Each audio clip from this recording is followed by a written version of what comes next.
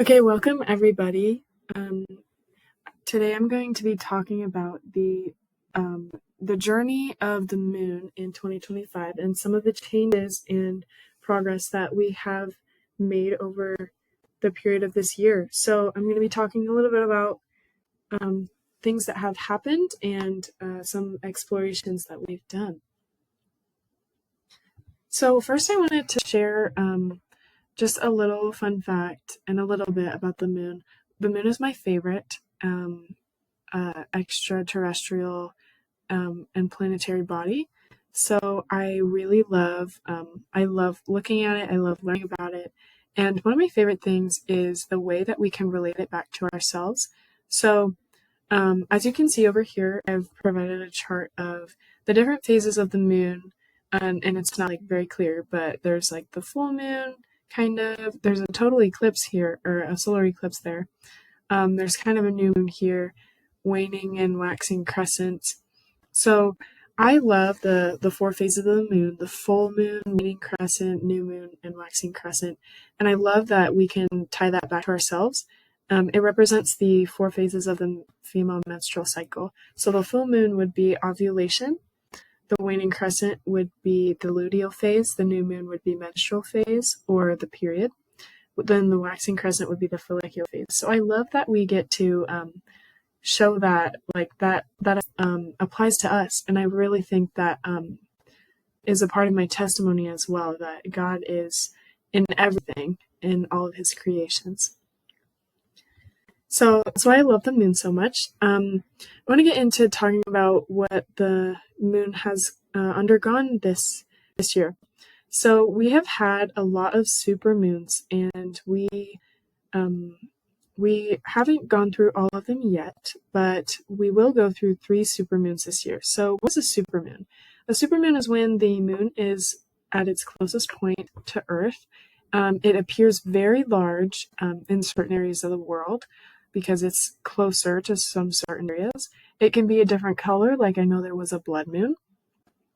This year, on October 7th, we had the Hunter moon. That's just what it's called.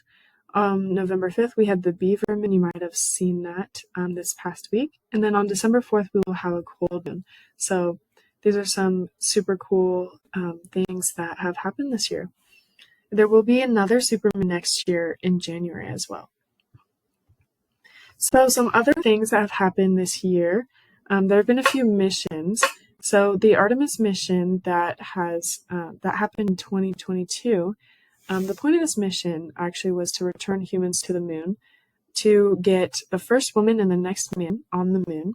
And so they wanted to do some more research, studies, and collect more data.